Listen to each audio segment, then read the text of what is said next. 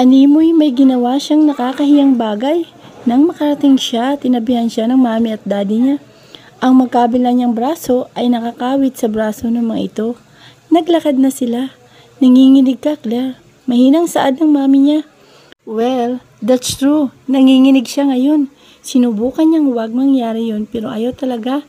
Imbis na sagutin pa, nagpatuloy na lang sila sa paglalakad. Habang ang atensyon niya ay nakatuon kay Juan Miguel at nakangiti sa kanya. Ano bang ginagawa ng lalaking ito rito? Sa pagkakaalam niya, hindi ito invited. She saw the list yesterday at wala ang pangalan noon ni Juan Miguel at imposible ring imbitahan ng mami at daddy niya ito dahil galit ang mga ito rito. Nang makarating sila sa harap ng altar, binatawan na siya ng mami at daddy niya.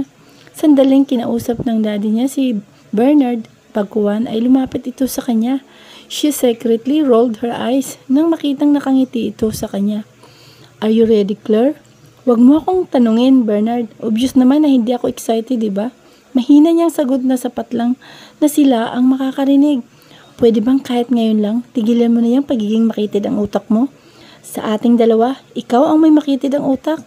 Akala mo yata hindi nawawala sa utak ko. Ang ginawa mo nung nakaraang linggo, tinutukan mo ako ng baril. Anong gusto mong gawin? Sumigaw? Humingi ng tulong ngayon? Dito pa talaga sa simbahan? Mahiya ka, Claire. Madiing anas nito. Saka sumama ang tingin sa kanya. Ako pa ang kailangan mahiya. Ano ito? Gaguhan, Bernard? Sa ating dalawa, ikaw ang makasalanan kaya hindi ka karapat-dapat na tumapak dito. Iniinis mo ba ako, Claire? Handa na bang bride at groom? Sabay pa silang napatingin sa pare na magsalita ito mula sa mic. Nagkatitigan sila ni Bernard at wala siyang magawa nang hawakan nito ang kamay nito at dinala siya sa harap mismo ng altar. Sorry, Father, may pinag-uusapan lang kami. Ano, Bernard? Ayos lang yun. Magsimula na tayo. Manalangin muna tayo bago simulan ang siguradong kasal na ito. Nang tumungo ang lahat, tumango na rin siya pero hindi niya mapigilang tingnan si Juan Miguel. Nandoon pa rin ito sa posisyon niya. Nagulat pa siya nang makitang hawak nito ang tagiliran at ang bakat doon ang isang baril. Shit. Nasa simbahan sila, bakit may baril ito? Lalo pang natakot si Claire ng mga oras na yun. Parang anumang oras magkakaroon ng hindi kaya-ayang gulo. Nang matapos ang pagdadasal, nagsisimula na ang kasal nila. Hindi na malaya ni Claire na marami nang nangyari. Nagpalitan na sila ng mga baw hanggang sa sinabi ng pari na pwede na siyang halikan ng groom. Nagsigawan ang mga tao sa loob. Marahang inangat ni Bernard ang belo niya. Hinawakan ang baba at ngumiti. Ang ganda-ganda mo, Claire. Ikaw ang pinakamagandang babaeng nakita ko sa mundong ito. Biglang nandilim ang paningin niya. Sunod-sunod siyang pumikit. Umasang bababalik sa normal ang lahat pero hindi. Walang nangyari sa ginawa niya. Umikot na ang kapaligiran niya. Kaya nang halikan na siya ni Bernard, bigla siyang natumba. Nasalo agad siya ni Bernard, ngunit bago siya nawala ng malay, narinig niya pa ang sigawan ng mga tao sa loob ng simbahan. Dahan-dahang iminulat ni Claire ang mga mata ng magising ang kanyang diwa, kulay puting kisame agad ang pumungad sa kanya. Sunod-sunod siyang pumikit dahil bahagyang malabo ang paningin niya. Sa pagkakataong mumulat siya, naging normal lang lahat. Base sa mga gamit na nakikita niya ngayon, nasa hospital siya. But what is she doing here? Confusing. Bumaling siya sa magkabilang tabi niya at mula sa may sopa, nakita niya roon ang mami niya na nakayuko. Ma'am, mahina niyang tawag dito. Kaagad itong nag-angat ng mukha sa kanya. Nang makita siya nitong gising na, nanlaki ang mga mata nito at nag-aalala siyang nilapitan. Oh my God, Claire, ayos ka lang ba ha? Anong nararamdaman mo? Tell me, Claire, nag-aalala nga kami sa iyo. Kanina pa. Marahan siyang umupo sa kinaupuan. Her mother helped her right away. Ano po bang nangyari, ma'am? Anong ginagawa ko rito? She held her hands. Anak, nahimatay ka kanina. Agad ka naming sinugo dito sa ospital. Ano bang nangyari sa iyo, ha? Bakit ka nahimatay? Kung kailan malapit nang matapos ang kasal, saka naman nagka-depresya ka. Animoy dismayadong wika nito. Hindi ko rin po alam ang nangyari sa akin, ma'am. I didn't do anything para mahimatay ako. Siguro may kinakain lang akong hindi maganda sa aking tiyan. The doctor examined you. She will be back here later. Doon na natin malalaman kung bakit ka nahimatay. Tumango lang siya bilang tugon dito. Maya-maya pa'y bumukas ang pinto at bumunga doon ang dalawang tao. Si Bernard at ang daddy niya. Nag-aalalang tinakbo ni Bernard ang kinaroroonan niya at mahigpit siyang niyakap. Natigilan siya ng mga sandaling yun. Hindi siya sanay sa ginawa nito. Kalaunan ay humiwalay na ito sa kanya at nag-aalala siyang tiningnan. Are you okay, Claire? Ayos lang ako, Bernard. Hindi mo na kailangan mag-alala sa akin. Thanks God. Akala ko kung ano nang nangyari sa'yo. May tanong lang ako, Bernard. What is that? Bakit nandun si Juan Miguel sa simbahan? What is he doing there? Did you invite him? Sunod-sunod at nagtataka niyang tanong dito. Sandaling tiningnan ni Bernard ang daddy niya. Kapag kuway ay binaling ang atensyon sa kanya. He's my best man. Bigla na naman ang nalaki ang mga mata niya nang marinig yun mula kay Bernard. Narinig niya ito ng tama. Si Juan Miguel, best man nito? Ano ito? Lukuhan? Hindi siya naniniwala sa sinasabi nito. Magkaaway ang dalawa at galit din ang magulang niya rito. Lalo na ang daddy niya. Hindi siya naniniwala. Magmumukha lang siyang tanga. Your best man? Why would I believe you, Bernard? It's impossible. It's possible, Claire. No, it's not. Galit ka kay Juan Miguel, di ba? At ikaw, Dad, hindi ba? Galit ka rin sa kay Juan Miguel? Bakit kayong papayag na dumalo sa kasal ang lalaking yun? Anong gusto niyong ipamukha sa kanya, ha? Hindi ko kayo maiintindihan. Ang gulo-gulo niyo. I invited that man para ipakita sa akin na akin ka talaga, Claire. Hindi ko alam kung bakit pumayag ang lalaking yun. Oo, galit na galit kami sa isa't isa. At hindi kami magbabati. Sunod-sunod siyang napatango.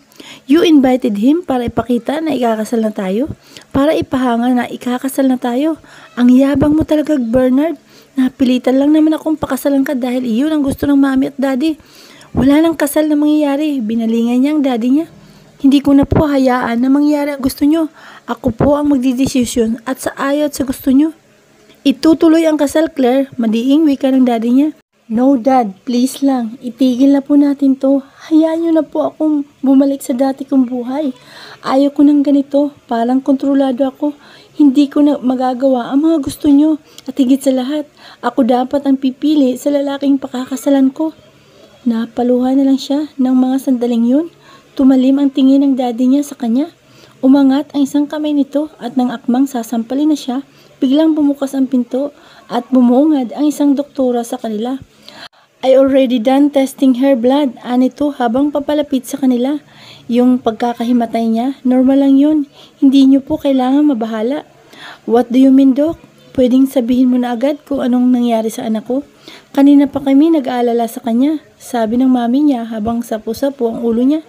Pinunasan niya ang mga luha sa magkabilang pisngi. Bigla siyang kinabahan.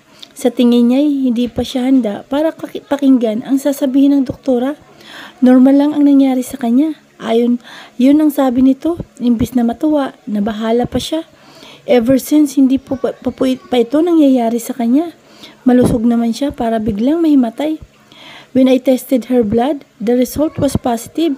The doctors said while smiling. Positive for what? Nagtatakang tanong ng daddy niya. Positive for pregnancy. That's right. Your daughter is 5 weeks pregnant. Congratulations sa iyo. Pwede na siyang ilabas mamaya dahil maayos na naman siya.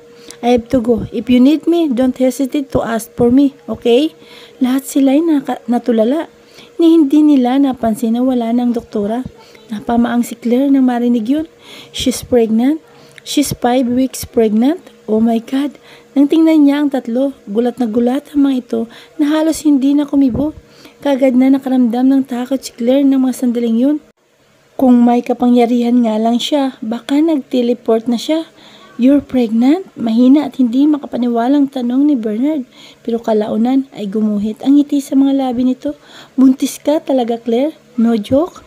Ayun ang sinabi ng doktor. Buntis ako. Nagtatalon-talon ito kapag kuway iniyakap siya ng mahigpit. Humiwalay din naman ito sa kanya na malapad ang ngiti sa mukha. Parang nandiri si Claire na makitang ganun si Bernard. Bakit masaya ito? Bakit kung makaganito ito, parang ito ang nakabuntis sa kanya? Finally, magiging ama na rin ako. I'm so happy, Claire. Hindi man natuloy ang kasal. At least buntis ka sa akin. Umiiling siya. I'm so sorry, pero hindi ikaw ang nakabuntis sa akin. diretsahan at walang pag-alinlangan niyang saad. Ito na nga ba ang kinakatakot niya? Alam niyang darating din siya sa ganitong sitwasyon. Noon pa man naisip na niya agad. Ito na hindi nga siya nagkamali. Nangyari na nga. What do you mean, Claire? Alam mo naman siguro yung ginawa namin ni Juan Miguel. He took my virginity 5 weeks ago. Hindi pa man siya natatapos sa pagsasalita nang biglang dumapo ang makapal na kamay ng daddy niya sa muka. Kaagad niyang sinapo ang pisngi. Halos bumaligtad ang ulo niya dahil sa lakas ng pagkakasampal nito sa kanya. Naluluhan niyang ibinalingan ito at nakita niya ang mga mata nito. Nalilisik na sa kanya. Ito na nga bang sinasabi ko, Claire? Buntis ka at ang tarantadong lalaking yun ang bumuntis sa'yo. Sa tingin mo, papayag ako? Hindi, Claire. Nagkakamali ka. Hindi ako papayag na magtagal ang batang yan sa tiyan mo. At lalong hindi ako papayag na mabahira ng dugo ng Del Piero ang magiging apo ko. So, anong gusto mong gawin ko po, Dad? Ipapalaglag ko ang No, Dad. No. Sinapo niya ang kanyang tiyan. Hindi ko hayaan, Dad, na ipalaglag mo ang anak ko. Anak ko ito, kaya ako magdidesisyon ng gagawin ko. Hindi ko siya ipapalaglag, Dad. I'm sorry. Mamahalin ko ang anak ko. Aalagaan ko siya ng mabuti. I will punish that man. Nakatiim na wika ni Bernard, saka dinuro siya. We're not done yet, Claire. At pagdaskol itong tumalikod at lumabas ng kwarto niya. Sa ayaw at sa gusto mo, ipapalaglag ko ang bata. Yun ang huling sinabi ng daddy niya bago ito tumalikod at umalis din. Maluhaluhan niyang binalingan ang mami niya. Sunod-sunod lang itong umiling. May pagkadismaya sa mukha. Pagkuhan ay sumunod sa asawa. Nang mag-isa na lang siya, nagkaroon siya ng pagkakataong magulhol. Hindi niya hayaan na mapahamak ang anak niya. Sigurado talaga siya na si Juan Miguel ang nakabuntis sa kanya dahil naalala niya kung kailan may nangyari sa kanila sa ngayon. Ililihim niya muna ang katotohanan. Hindi niya ipapaalam na may nagbunga na sa ginawa nila noon. Hinding-hindi. 3 days before the wedding, bumaba si Juan Miguel sa kotse at hinanap ang pakay niya. Nang makita niya ito, kagad niya itong nilapitan. Inilagay niya ang magkabilang kamay sa magkabilang bulsa. After almost a minute of walking, nilapitan na niya ito. Tinanggal niya ang suot na shades at nakangising tumingin dito. Pinapunta mo ba ako para mag-away tayo? No, Juan Miguel. May gusto lang akong sabihin sa'yo. He shrugged. What it is? Walang buhay niyang tanong dito. I want you to be my best man. Malakas na napatawa si Juan Miguel nang marinig yun dito. Kay Bernard? Oo, si Bernard ang nasa harap niya. Sumang-ayon siya sa gusto nito na magkita silang dalawa. Wala namang problema doon. Pansamantala niya muna ang inalis ang galit niya sa tarantadong ito. Kung gusto nito ng away, hindi niya ito urungan. You're not a clown para magpatawa, Bernard. Ako, best man mo. Diba? Hindi na tayo magkaibigan. Ikaw mismo ang sumira nito. Tapos ngayon, inaanyayahan mo akong maging best man mo. Natatawa niyang turan kapag kuwa'y sunod-sunod na napailing. I'm not a clown. Masama bang anyayahin kang maging best man ko? Naging magkaibigan din naman tayo, di ba? Napangisi siya. Dati yun. Nagdadalawang isip si Juan Miguel kung tatanggapin niya ba ang alok ng gagong ito. He didn't expect this. Their enemy. Then he asked him to be his best man. Shit! Nag-isip pa si Juan Miguel hanggang sa may biglang kumurot sa utak niya na mga sandaling yun. Isang plano ang nabuo sa utak niya ngayon. Okay, I will accept it. But how about Claire's father? Ayos lang ba sa kanya na nandun ako sa simbahan? I talked to him and he agreed. Why me, Bernard? Why me? Bakit hindi mo inaya yung mga kaibigan mo? I don't have friends. Kayo lang ni na Cruz at Warren ang naging mga kaibigan ko. Napatango siya. Gusto niyang pumalatak ng tawa dahil dito.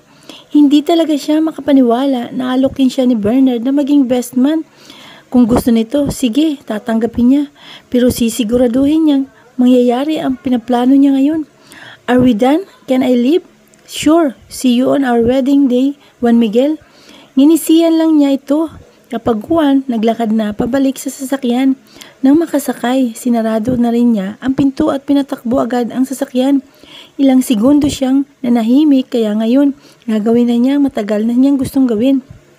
Kukunin niya si Claire sa araw mismo ng kasal nito. Hindi niya hayaan na makasal ang dalawa. Gusto niya, apelyido niya ang papalit sa apelyido ng mahal niya. Pero hindi lang siya ang kikilos, pati mga kaibigan niya, hihingan niya ng tulong. Kung mamalasin din si Bernard, kinuha nito ang babae niya, kaya ito naman ang magdusa. Samantalang si Bernard ay nakangising pumasok sa sakyan. Akala yata ng Juan Miguel na yan, nagpapatawa siya. He is not a clown. He invited that man para ipakita at ipamukha rito na sa kanya talaga si Claire. Kumbaga, ipapahanga niya na maikasal na sila ng babaeng mahal niya.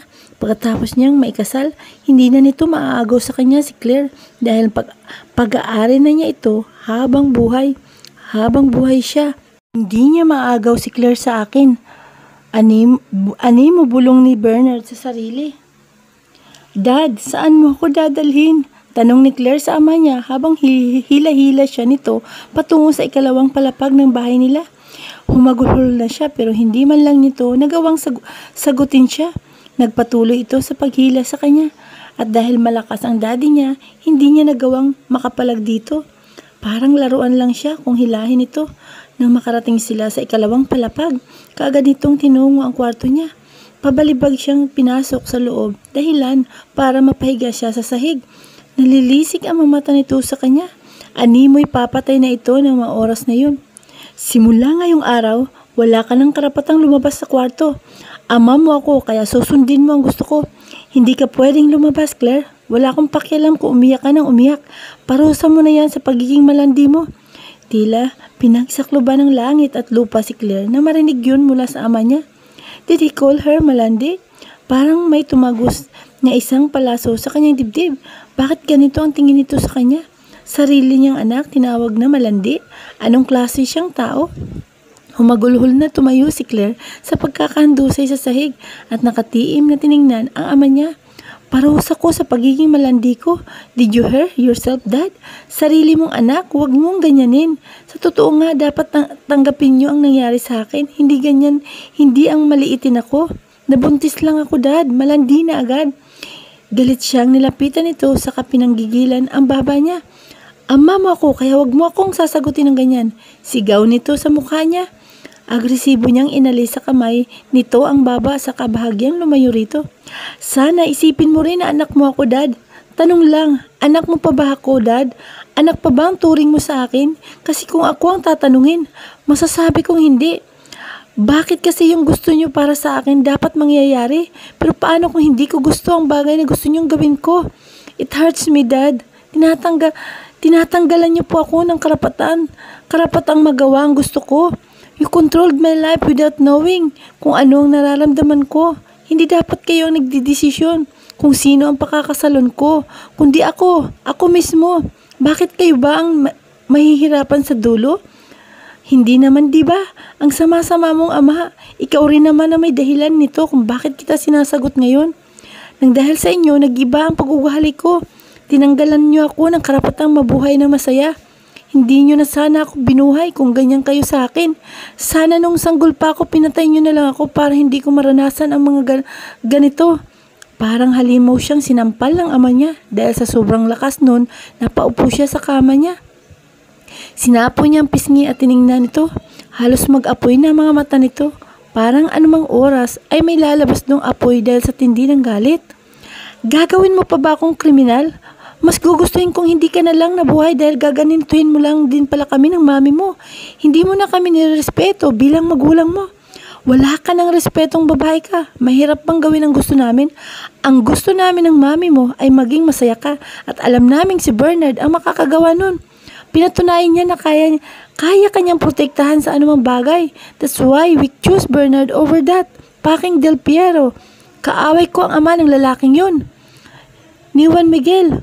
Kaya hindi ko hayaan na magmahalan kayo. Stop being so stupid, Claire. Hindi kita gaganituhin kung sinusunod mo lang ako. I thought everything is okay, but now you are fucking pregnant with that man.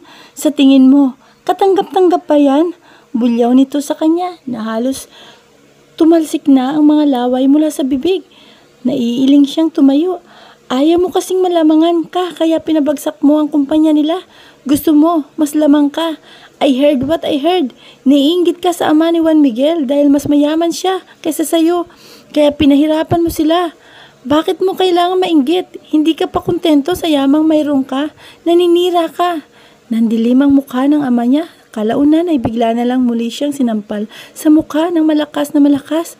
Sa pagkakataong yun ay napahiga na siya sa kama. Sinapo niyang pisnging. Pinadapuan ito ng palad ngunit wala siyang naramdaman. Nangimi ang kalahati niya mukha ng mga sandaling yun.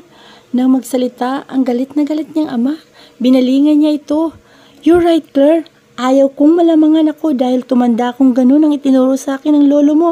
Oo na, sinira ko ang buhay nila at wala akong pakialam dun. Pero hindi ko gagawin yun kung wala akong rason. May isa pa akong rason. Claire, hindi lang ako nainggit. Ginawa ko yun para gantihan si Steve sa pang-aakit sa mami mo. Yes, you heard it right. Nilandi ng lalaking yun ang mami mo. Galit na galit ako, kaya naghiganti ako. Naghiganti ako sa pamamagitan ng pagsira sa negosyo niya. Nilandi ng hayop na yun ang ina mo at sana itatak mo sa utak mo yan, Claire. Matino akong tao at hindi ako gagawa ng kung ano nang walang dahilan. Wala, maintindihan mo yan. Sana maintindihan mo yan. Claire, wala kang karapatang sabihin ang mga yan sa akin dahil matagal ko nang alam na ganyan ako. Naiinggit ako, oo. Ayaw ko malamangan, oo. At higit sa lahat, mas gusto kong ako ang kinikilala. Litanya nito habang duro-duro siya. Tumayo siya sa pagkakahiga sa kama. Nanghihina siya pero ginagawa niya pa rin tumayo. Kalaunan ay sinapo niya ang ilong at nakapa niyang basa yun ng dugo. Hindi na siya nagulat nang tingnan yun. Kulay pulang likido ang bumungad sa kanya. Pinunasan niya ang ilong gamit ang palad at walang emosyong tumingin sa ama. Pero hindi mo kailangan sumira ng negosyo ng may negosyo. Lumabas na sobrang inggit mo, Dad. Wala akong pakialam sa nakaraan. Dad, tigilan na natin ito. You're too much. Ito, nagawa mong sampalin ang anak mo. Hindi mo ako anak at yan ang tingin ko. Umalis ka na, Dad. Ikulong mo na ako rito at wala akong paki. Pero huwag kayong iiyak kapag nakita nyo na akong nakabitin. I don't deserve this life. I want peace of mind. But how? Kayo ang dahilan ng lahat ng ito. Umalis ka, Dad. Magpahinga na muna tayo at saka mo na ako saktan kapag malakas na ulit ako. Sana masaya ka na. Nahirapan ako sa sitwasyon ko ngayon. Hindi ko makakalimutan ang ginawa mo. Umiiyak niya sambit. Hindi umimik ang ama niya. Sandali pa siya nitong tiningnan bago itutuluyang lumabas ng kwarto niya. Sinarado nito ang pinto at narinig niya pa ang paglagatik ng lock sa labas. Sunod-sunod na lang siyang napailing at nanghihinang umupo sa kama at doon umiyak ng umiyak. Halos ang oras pa siyang umiyak bago siya tuluyang nakatulog sa kama. Nang magising siya, madilim na ang labas. Yung mga mata niya bahagyang masakit. Gising ka na pala, Claire. Napatingin na lang siya sa pinanggalingan ng boses. Mula sa pinto, nakatayo roon si Manang Tina habang may hawak na tray. Naglakad ito palapit sa kanya at ipinatong ang hawak na mini cabinet. Ano pong ginagawa niyo rito, Manang Tina? Tanong niya sa matanda saka umupo sa kinalalagyan. Did my father allow you to open the door without telling him? Tanong niya pa rito. Maras na huminga ng hangin sa bibig ang matanda saka umupo sa tabi niya. Ilang dangka lang ang layo nila sa isa't isa. Inabot nito ang isa niyang kamay at masuyo yung pinisil. Nandito ako para dalan ka ng pagkain, Claire. At huwag kang mag-alala. Pinayagan ako ng daddy mo na buksan ang pinto. Siya rin naman ang nag-utos sa akin na dalan ka ng pagkain. Kumain ka na, anak. Claire, huwag mong hayaang mahina ka, okay? Natawa siya ng mahina. Matapos siyang saktan ng ama niyang mapanakit, pinadalan siya ng pagkain. Hindi pa rin magbabago ang tingin ni Claire sa ama niya. Masama ito.